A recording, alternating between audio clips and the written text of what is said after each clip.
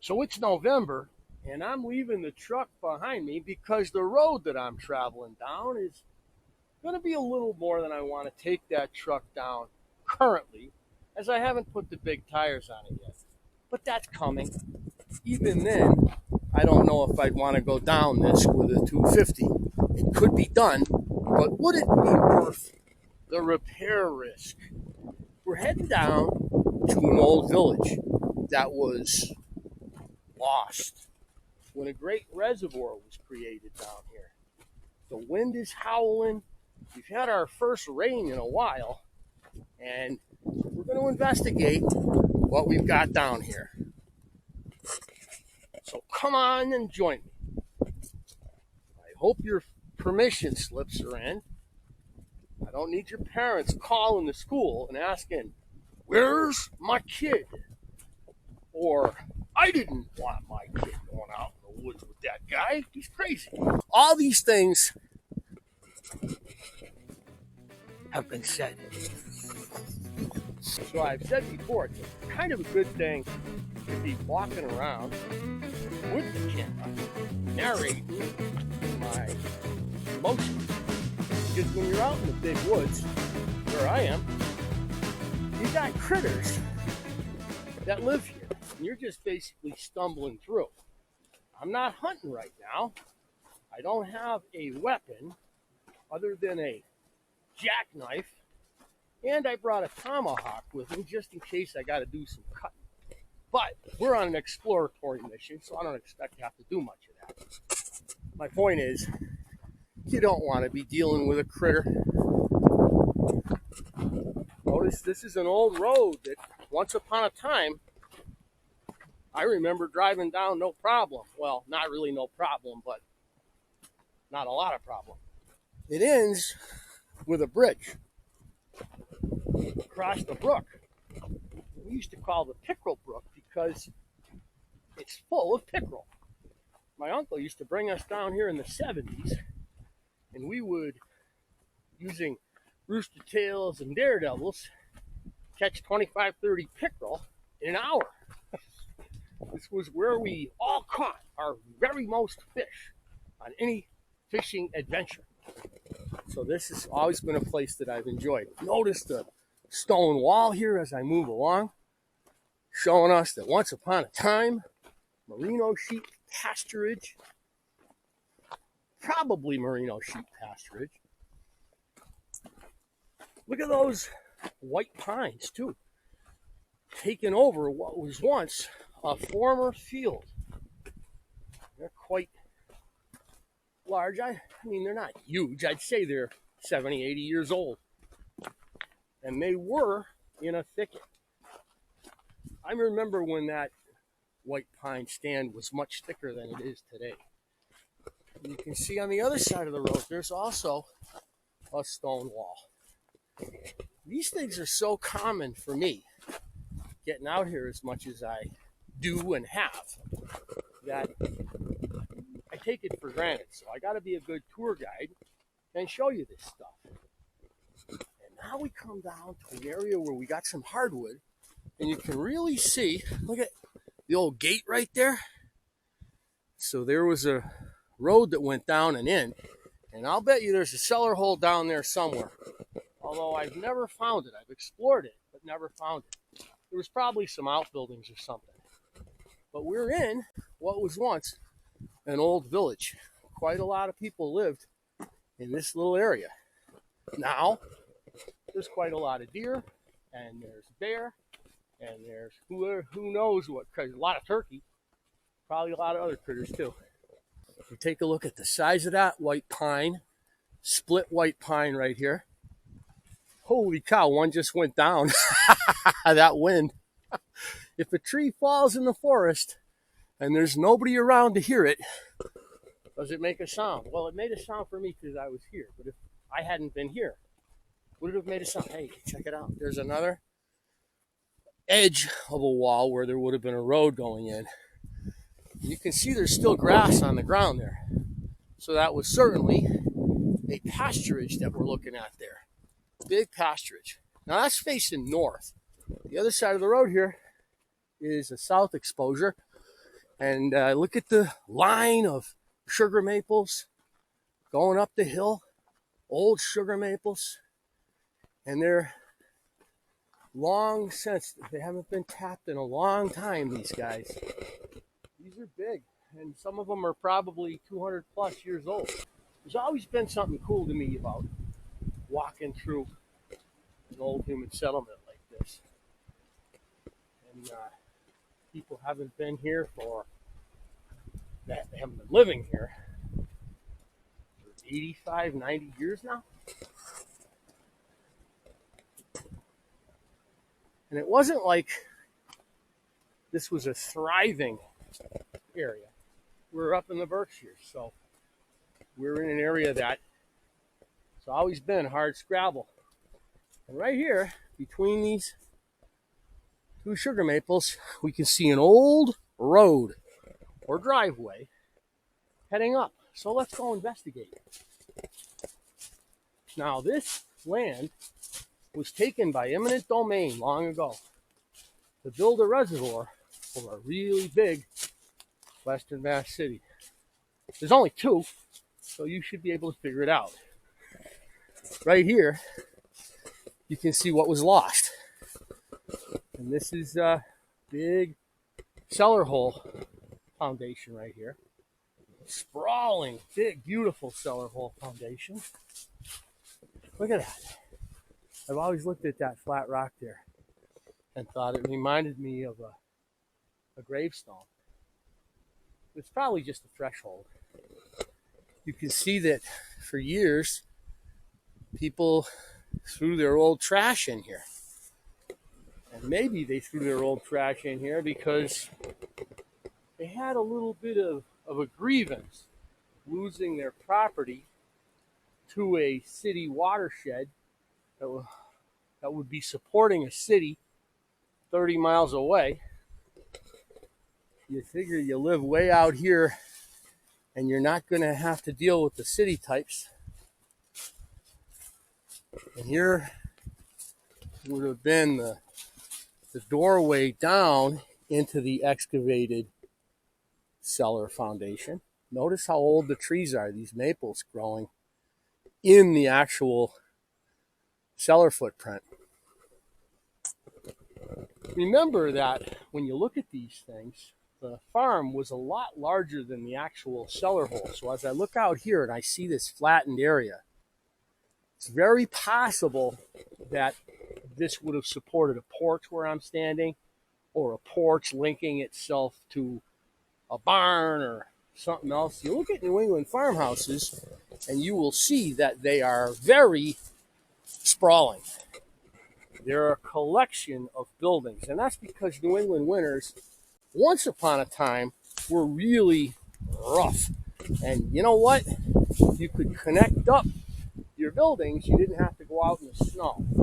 So you can see the old stove here and an old ice box. I think that's an ice box, or not. Yeah, that's an ice box. Back when they made them out of metal, they started making ice boxes out of metal in the 20s.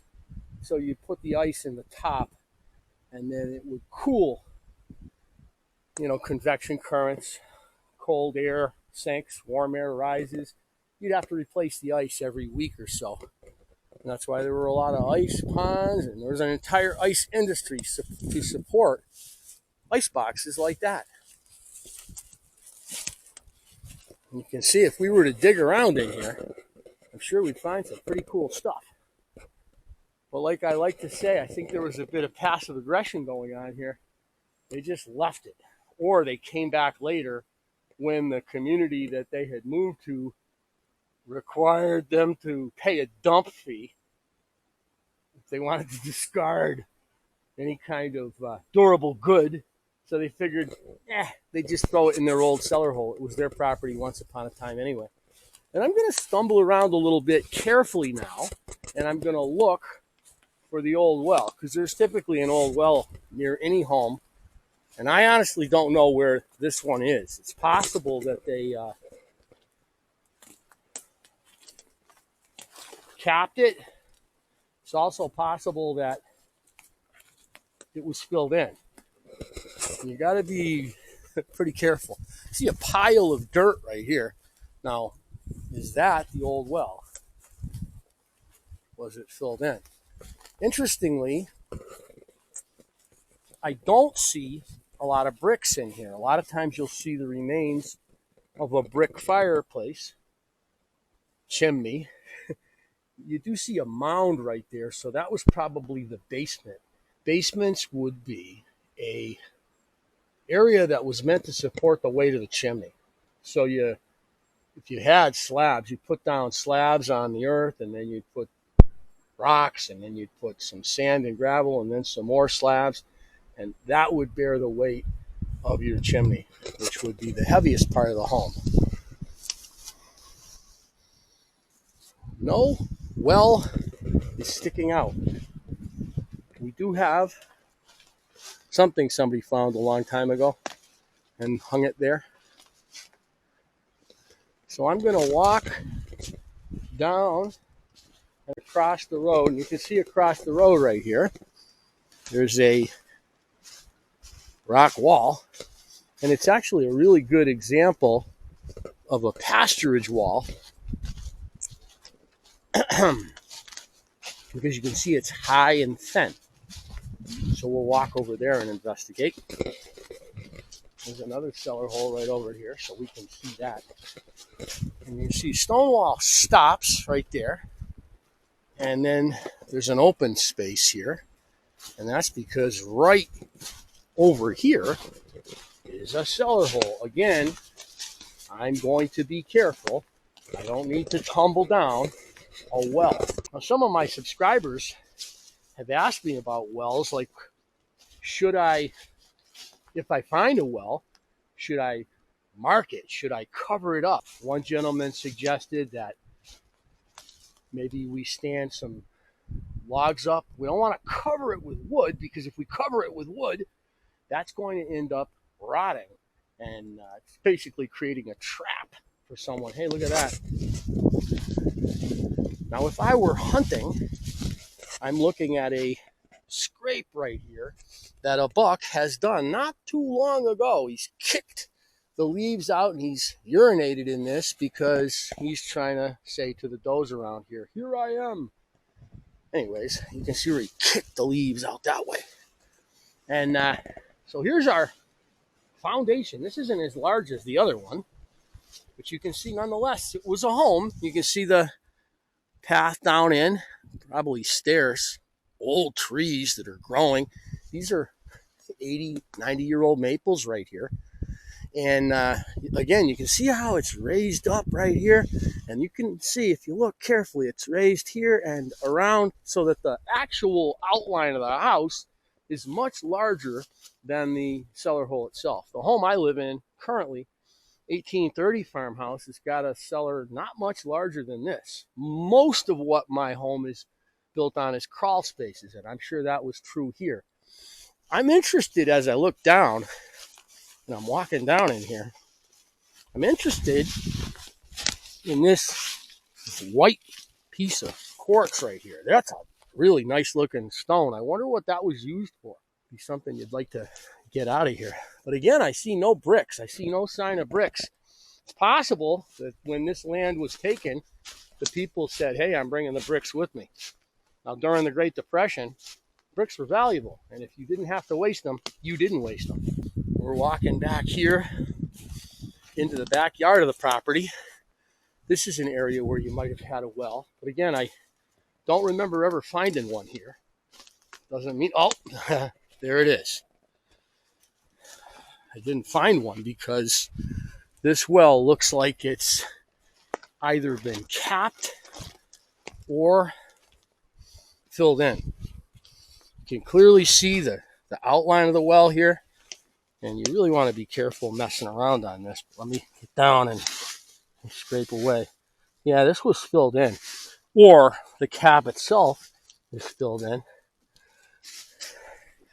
I'll leave it alone. And you can see here what looks like, it honestly looks like that this well is what's called the New England porch well, because we have the initial cellar hole, And it looks like we probably had additions to the home coming out to here. And you can see footers right here, so that the home might have extended all the way back here. And this was a porch, or the well was under the porch, I should say. See a big beaver swamp back there. And here's our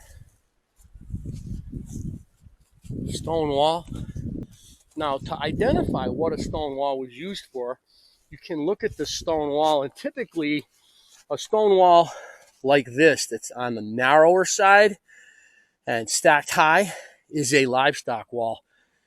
This one has some smaller rocks in it, so it's possible that it was used for both livestock pasturing and for the purpose of collecting rocks by the farmer as he plowed his field every year. That's a possibility. And look over here. That wall that I see across from me, that is clearly a livestock wall, tall and thin. You see the road coming through here, sugar maple. The road comes in here, and we see piles. I don't know if there's another foundation over there. This could have been a barn foundation right here, because it's surrounded by high pasturage walls. And right on the other side here, you guys can see a lost cemetery. And it's getting lost-er all the time. And we're going to walk around to get to it by heading down this little trail. When I say it's getting lost-er all the time, I've been coming to this cemetery since probably 1971, 72 as a kid. And my father likes to walk around in old cemeteries. My uncle would drive them in, and they would check out the remains of past days.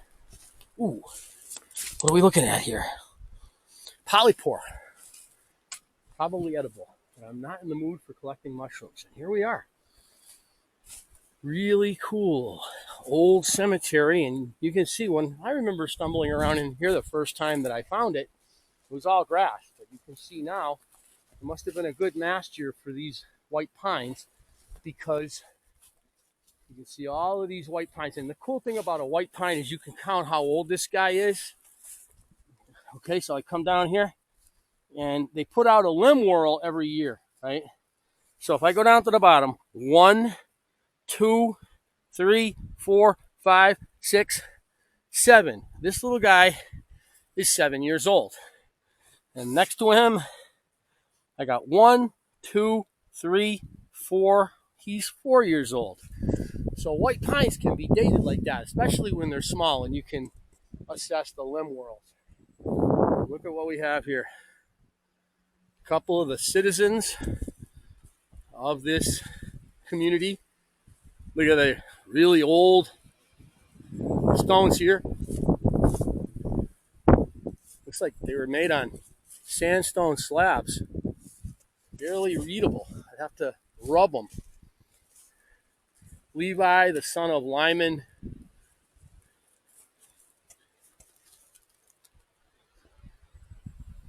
Porter? Shepherd. Son of Lyman and Portia Shepherd. Died 15th of September, 15th of June, 1825. Aged 1 day.